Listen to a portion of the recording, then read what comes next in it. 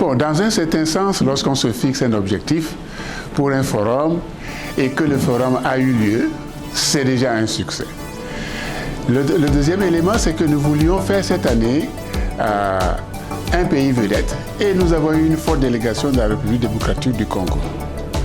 La troisième chose, c'est différents partenaires tels que l'Organisation des Nations Unies pour le développement industriel, la Commission de l'Union africaine, le Investissement Québec et d'autres partenaires. Chacun apporte son point de vue, en plus du 37-37, pour que nous puissions envisager le travail ensemble.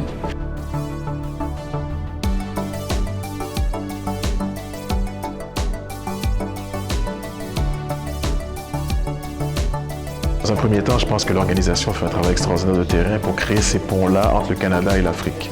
Donc ça, c'est la première des choses. Septième édition, je pense qu'il y a des résultats probants de ce que j'ai pu constater. Lorsqu'on parle de créer, de développer, d'amener, si on veut, des ressources supplémentaires pour bonifier, si on veut, les axes de développement en Afrique, je pense que le Forum et l'organisation font un travail extraordinaire de ce côté-là. Donc moi, aujourd'hui, c'est la 7e édition. Je voulais absolument participer, non seulement pour supporter l'organisme, non seulement pour poursuivre le travail de renforcement de capacité, mais également de voir dans quelle mesure on peut encore amplifier les collaborations, donc nos collaborations directement avec cet organisme-là pour pouvoir poursuivre les efforts de connexion de l'écosystème canadien avec les activités puis les opportunités de développement et de support en terre africaine et d'investissement, bien sûr, en terre africaine. Ce qu'on veut faire, c'est qu'on veut s'assurer que les entrepreneurs, ils comprennent que leur terrain de jeu n'est pas seulement local, il n'est pas seulement provincial, pas seulement national, mais également international. C'est dans ce contexte-là qu'on a mis en place des missions commerciales, donc des missions commerciales pour pouvoir travailler à créer des opportunités pour les entrepreneurs à l'échelle internationale. Donc si on parle du groupe 37-37, notre objectif, c'est vraiment de travailler les entreprises pour pouvoir développer des opportunités, d'autres revenus, d'autres sources de revenus, principalement des ressources de revenus à l'international. Donc pour nous, c'est extrêmement important l'aspect exportation pour nos entrepreneurs.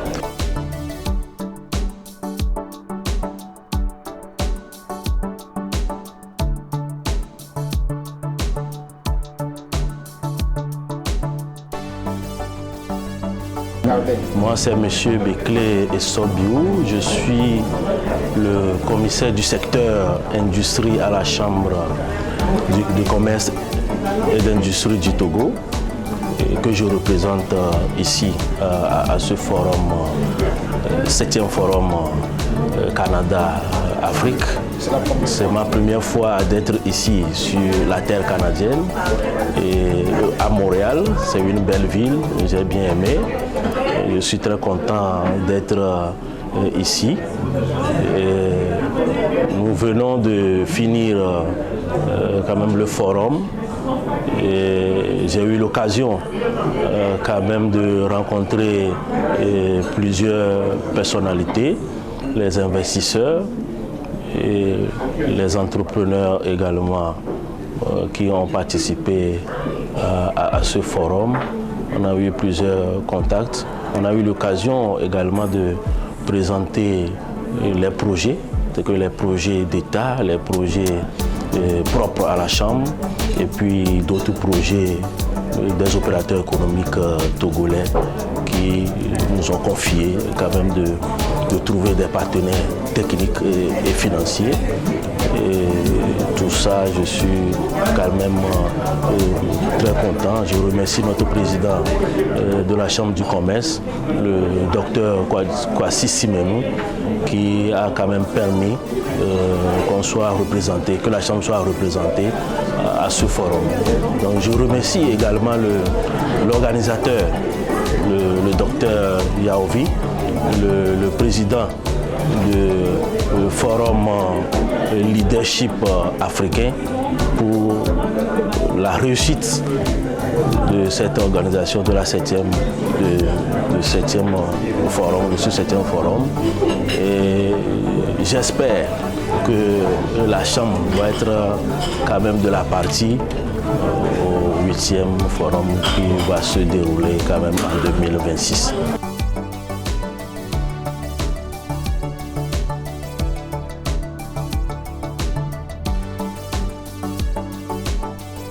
Gracia Kasoki Katawa, mairesse de Côte-des-Neiges, Notre-Dame-de-Grâce, ainsi que membre du comité exécutif à la Ville de Montréal.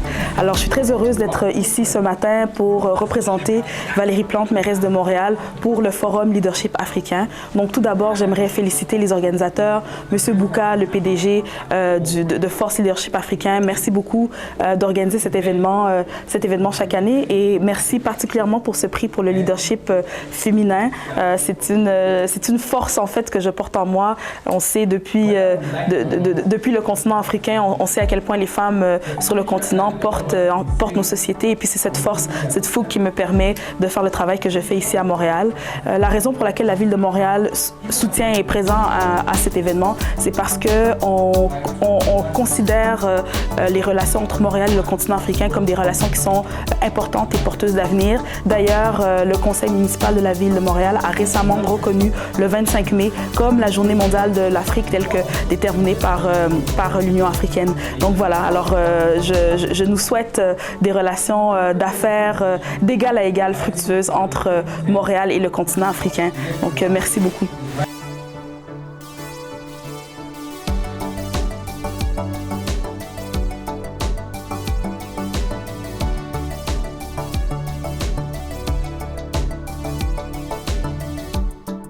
D'abord, je voudrais commencer par dire merci aux organisateurs du forum 7e édition par Force et Leadership pour le commerce et l'investissement entre le Canada et l'Afrique. Le PDG, le président et chef de la direction Damon Murchison de IG Gestion de patrimoine a reçu un prix de reconnaissance pour son soutien à l'action communautaire et j'ai eu l'honneur de recevoir le prix à sa place et en tant qu'employé de IG Gestion de patrimoine et membre aussi de Force et Leadership africain, membre du conseil d'administration, j'ai donc eu cet honneur et le prix a été donné à Damon Murchison parce que, au fait, par le concours de sa bienveillance, l'organisation a remis 40 ordinateurs portables à Force et Leadership africain, mais surtout à une de nos branches qui s'appelle Institut Bouka pour la jeunesse, qui consiste à aider les jeunes au Togo.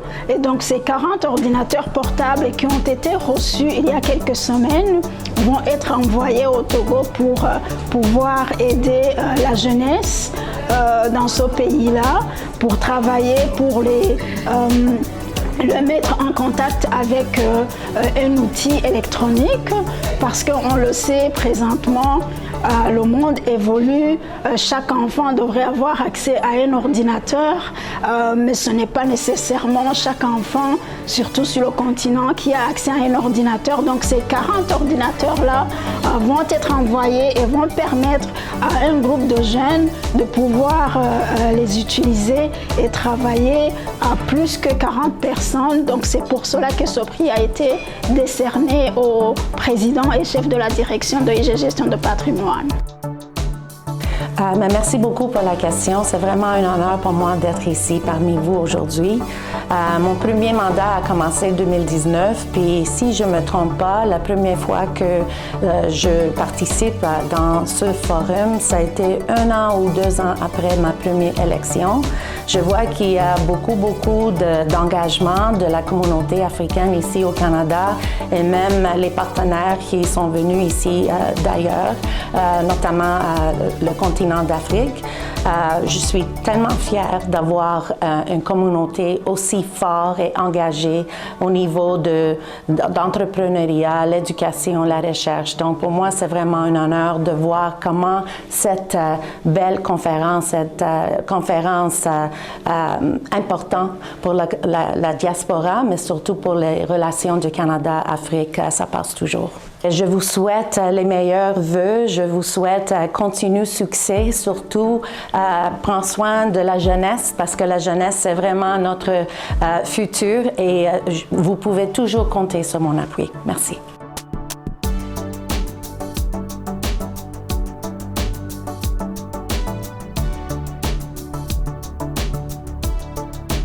Ça a été 2 jours, comment je pourrais dire, très fructifs. Je suis très contente, très heureuse de voir qu'il y a eu une belle participation des personnes en présentiel, mais aussi des personnes en ligne. Alors nous avons eu beaucoup d'intervenants, que ce soit d'intervenants qui venaient de l'Afrique ou d'intervenants qui sont ici, des experts sur plusieurs questions. Nous en avons pris beaucoup. Je pense que beaucoup d'autres participants en ont appris beaucoup également. Donc on veut encourager l'investissement entre le continent et le Canada. Donc on voudrait encourager les investisseurs canadiens à pouvoir investir en Afrique, mais aussi l'inverse, les investisseurs africains qui veulent investir ici au Canada. Par exemple, aujourd'hui même, on avait quelqu'un de CETEC qui parlait du reprenariat, donc l'achat ou la reprise d'entreprise.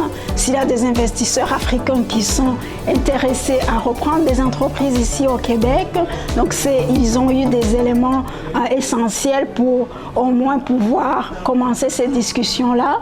On a eu des gens qui représentaient des organismes qui viennent des pays africains pour encourager et intéresser des investisseurs ici au Canada, au Québec, qui peuvent ou qui voudraient, qui seraient intéressés à aller investir en Afrique.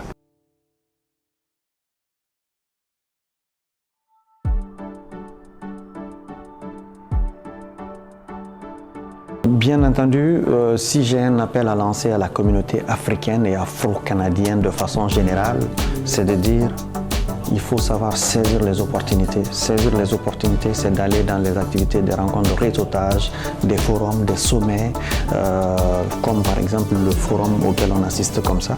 On apprend beaucoup de choses. Il y a des experts qui quittent l'Afrique pour venir ici.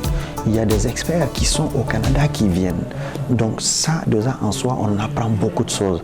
Mais si on ne participe pas à des activités de réseautage, on ne participe pas à des forums, on ne va pas à des sommets, comment peut-on être informé? On ne pourra pas du tout être informé et on ne saisira pas des opportunités. Et ça, il faut l'éviter. Si on veut être une communauté impactante, une communauté qui forge le respect et l'admiration, il va falloir que nous prenions notre place. Et notre place, ce n'est pas quelqu'un qui va la prendre à notre place. Personne ne nous aidera à le faire, c'est à nous de le faire. Et pour le faire, il faudrait que nous nous investissions et que nous sachions c'est quoi le sens de l'engagement.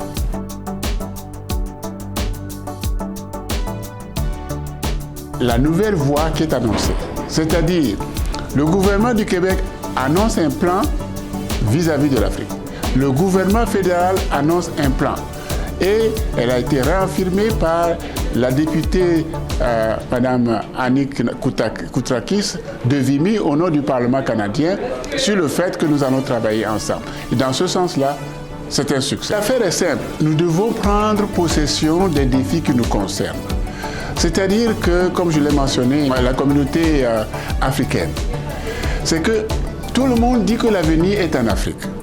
On doit se préparer pour être en tête de pont de cela.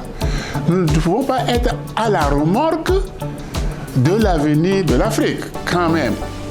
Il faut que nous soyons préparés pour que nous puissions jouer un rôle actif et être des décideurs, des opérateurs dans cette nouvelle Afrique qui commence.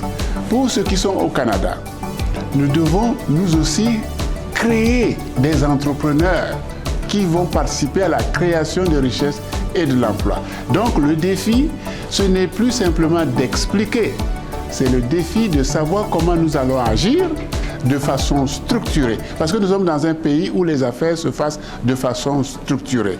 Et dans lequel, c'est dans cette action structurée que les partenaires québécois et canadiens vont pouvoir nous suivre afin que nous puissions mettre en place le partenariat gagnant-gagnant dont nous parlons tous les jours.